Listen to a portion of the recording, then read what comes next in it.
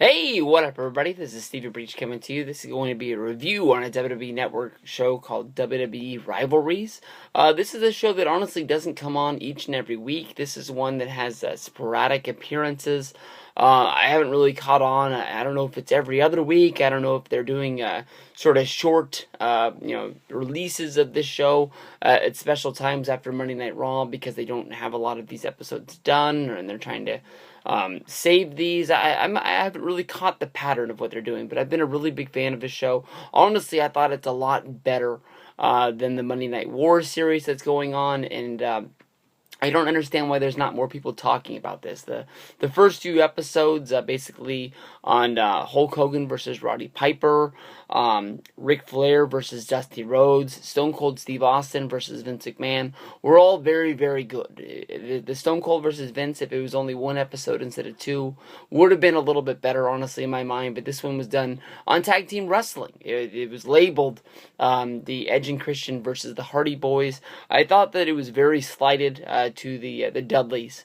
I know that the Dudleys weren't there for the Terry Invitational Tournament, something that WWE completely changed the history of. When they were telling the story about that, basically they said that it was just a tournament, best of 5 series. They didn't even name it by its name, the Terry Invitational Tournament. I don't know if they didn't want to play off the name of it being called TIT, which basically was very. It is exactly what it was supposed to be. They just said it was a best of 5. They said there was $100,000 cash prize. They didn't bring up the managerial services of Terry at all. I think that when this first came out, it was. Really, really regarded as I thought Edge and Christian were going to get the win in this. Of course, at this time, everybody thinks of Edge and Christian as being as a team with the Brood, but the Brood honestly didn't last as long as a lot of people like to remember it. I think everybody remembers the entrance and the sort of impact that it had right off the bat, but it seems like Edge and Christian turned on the Brood very, very fast. And from there, they started at the New Brood, where the Hardys jumped in with their heel turn. And even the New Brood didn't last as long as the old. It just seemed like it was in and out. But they told the story very, very fast of Edge and of Matt and Jeff being young jobbers in the company. They didn't play back like the old 1993, 1994 Monday Night Raws when you saw like Razor Ramon killing Jeff Harvey with the Razor's Edge. They started them as basically the jobber tag team where they were wearing plaid, they were wearing headbands. They look a lot like what the Young Bucks looked like in a lot of their matches before the Bullet Club got really hot. It seemed like they were it was almost like wrestling hand-me-downs from one tag team to the next. Something that they've never really been shy of talking about on Twitter, but amongst each other. But it would have been a lot better if they would have had, I don't know if they just needed a little bit more time or they didn't want to really tell the story, but they did say that the Hardys lost a lot of matches, but I seem to remember it was on an episode of Sunday Night Heat where the Hardys finally got a win over Kai and Tai, and Kai and Tai was probably the jobberish real tag team in the division, but when the Hardys got their first win, it was a real big shock. It was right up there with Chris Candido losing that match. My mind just went blank on what I was trying to talk about because I just popped in my mind. But the jobber from back in the day patted his back. I can't remember what the fuck his name was now. But, or the 1-2-3 kid. Barry Horowitz. That Barry Horowitz was that dude. But it was the 1-2-3 kid beating Razor Ramon on Monday Night Raw. It was a moment right up there with that. If you were following the tag team division, the Hardys getting a big win is pretty cool. They seem to jump right into basically Michael Hayes saying that he wanted to manage a team. Vince McMahon said that they wanted him to do the Hardys. They sort of said that Edge and Christian were best friends, and they had been a fast-rising team that got put into the WWF scene. And from there, they went right into this, Terry Invitational Tournament that they didn't call by that. They just said that it was the best of series, leading to the No Mercy pay-per-view, which, if I remember right, the No Mercy show was honestly a little bit of a blow-off. It was just sort of like one of those in-your-house deals. It was headlined by Triple H against Stone Cold Steve Austin. Sounds like a great match, but honestly, it just was another match in their feud. That just was something you had to pay to watch on TV. And all of a sudden, in the middle of the show, you had this ladder match, and it just killed. I mean, like, this is one of the shows that I can remember watching. One that I actually ordered on pay-per-view. I don't know if I had a day off or one thing led to another, but I didn't think it was going to be this good. The Edge and Christian and the Hardy Boys teams, they weren't really up there, and you could tell that there was something, but you really couldn't tell that it was going to be anything big at that point. So let me see, who was the tag champs at that time? Tag team champions. It looks like the tag team championships weren't even defended on the show, so I can't even tell you who they were. But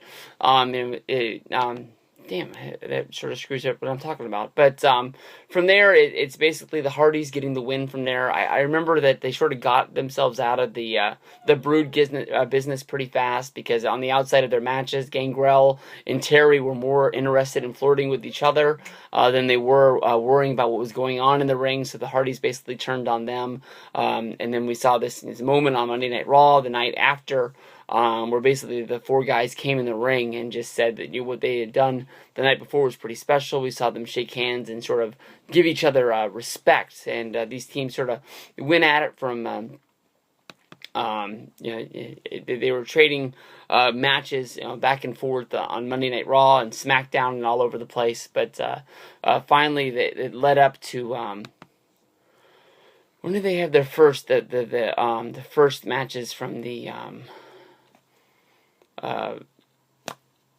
I just ran out of gas. But basically, they talk about how the Dudleys get added into the situation. They come in there, now they have a third tag team. But basically, people looked at Edge and Christian. They looked at the Hardys as big risk takers. They would do anything in the top rope. And the Hardys, the Dudleys being added to this, are two just brawlers that come from ECW. They would do anything to be able to get anything done. And they get added to WrestleMania 2000 in this triangle ladder match. The ladder match was something new for tag teams that they did at No Mercy, and now here they are adding another team in there, and nothing really misses a beat, and everybody's just really surprised that they were able to go out there and have another match, and nothing is really copied from the first one. It's all sort of new material. From there, they have to build on that, because Vince McMahon at SummerSlam introduces the TLC match, basically, which was the same thing. I think when everybody talks about the WrestleMania 2000 match, most people will call it a TLC match without realizing that, there was tables, there was ladders, there was chairs, but it wasn't actually a TLC match. It just was where they stole the name from, and then here they are having to go out at SummerSlam and basically have to do the same match again without doing everything from the same deal again. From there, they build up to what would be the big one at WrestleMania 17, where they have to go out and repeat it with TLC 2. Of course, because of this one, they're able to add to the mix. Lita had joined up with the Hardys to make Team Extreme. Because of the closing of ECW, you saw LSD, Little Spike Dudley, join up with the Dudley Boys. You saw Rhino coming down, who was basically not childhood friends, but somebody that came into the business with Edge and Christian, able to be added to the match as well. Which basically now made 9 bodies. And you would think of Lita as being somebody that is just as wanting to get into the action as the guys were. She wasn't afraid to take any bump. She wasn't afraid to take any leap. There wasn't anything she would do to put them above there. What I didn't like about this episode is there's so many stories and so many different directions you could have gone with this, to the point of basically, I thought the reason why when they started this off and they talked about it was the Hardys versus Edge and Christian, I thought that they were going to go in a direction of talking about where the rivalry went after the tag team stuff died. And that was basically talking about, Lita, Edge, and Matt Hardy. That wasn't brought up at all. Basically, once they were done talking about the tag team stuff, they just said all 4 of these people, went on and had their own sort of success. Maybe another slight to the Dudleys, why they weren't involved in the name of this Rivalries episode, even though when you think of Edge and Christian, when you think of the Hardys, you always sort of lump the Dudleys in there as well. Something that's still being brought up today. They went over, they couldn't use Edge and Christian because of WWE deals, but in TNA they get over Davey Richards and Eddie Edwards, the Wolves, They went out there and they basically were doing these TLC ladder matches. Again on Impact, trying to gain some momentum to get them into their new deal with Destination America, which is going today. But a whole lot of things left out. Hopefully, when I think of the greatest rivalries of WWE and WWF, I don't think of Matt Hardy versus Edge, but it definitely is a road you could go down. It definitely is one of the best stories that they've ever told. And to see that played out in a real documentary would be great. We've seen Matt Hardy.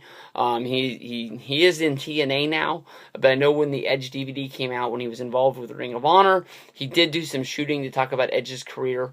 The good, the bad, and the ugly. And maybe they just have stuff, and they can. Definitely when they showed Jeff Hardy stuff, he's been out of the company for a few years now. You can tell that a lot of that stuff was filmed back in the Attitude Era, where he's sitting in a room, and they've got, all the figures behind him. It's almost to the point of the Jeff Hardy interview they play for everything, much like when they show the Eric Bischoff interview, and they have they're setting up the Raw set behind him and things like that. But if you want to know more about this, you have to go back into the archive of your DVDs. This hasn't been uploaded onto the WWE Network yet, but maybe someday it will.